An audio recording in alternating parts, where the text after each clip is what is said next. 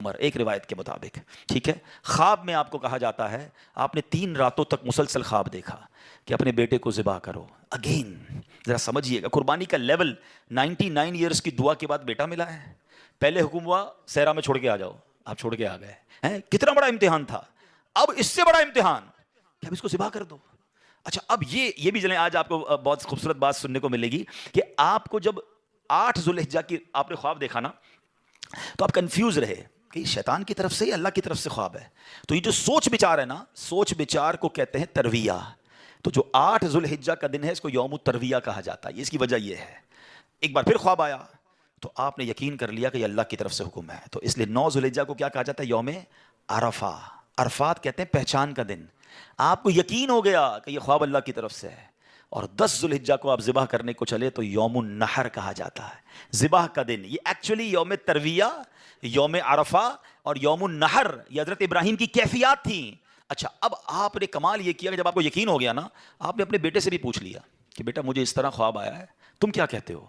7 سال کا بیٹا ہے، ایک روایت کے مطابق ان کی 10 سال عمر ہے. اللہ اکبر. وہ بیٹا بھی کیسا ہے، جب آپ نے بیٹے سے پوچھا تو بیٹا کہتا ہے ابو جی یا بنیا انی ارا فی المنامی.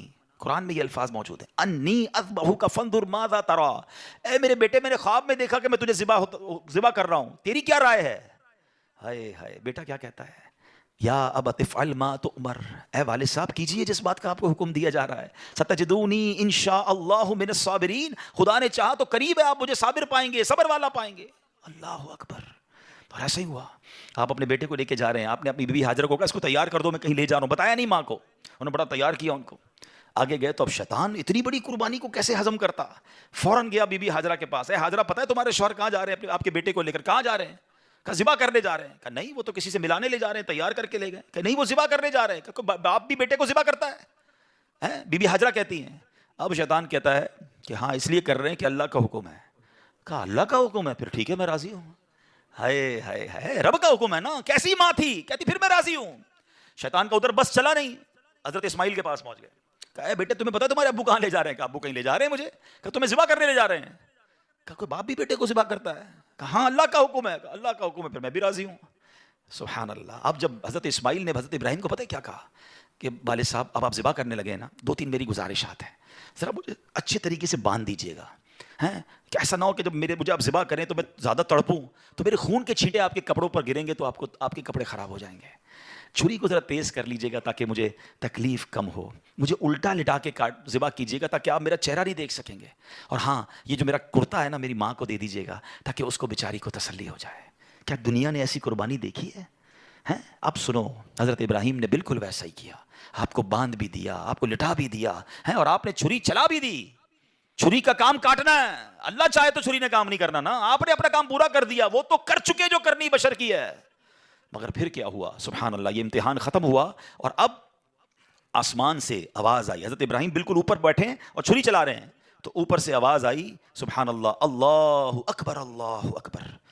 آپ نے جب سر اٹھایا تو دیکھا جبریل امین جنت سے مینڈھا دمبا لے کر آ رہے ہیں.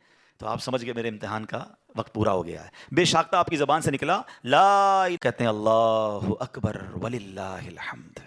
یہ جو عید والے دن تسبیح پڑھتے ہیں نا، کیا یونیک تسبیح ہے، کیا یونیک تکبیر ہے. کن 3 شخصیتوں کی زبان سے نکلا ہے؟ پہلا پارٹ حضرت جبریل کی آواز میں، is the middle part of that تکبیر، حضرت ابراہیم نے ادا کیا ہے. اور آخری حصہ ہے حضرت اسماعیل کی زبانی. ذرا سوچو تو صحیح کیسا منظر ہوگا. ذرا مل کے تکبیر پڑھیں اور اس منظر کو یاد کریں. اللہ اکبر اللہ اکبر لا الہ الا اللہ واللہ اکبر اللہ اکبر وللہ الحمد.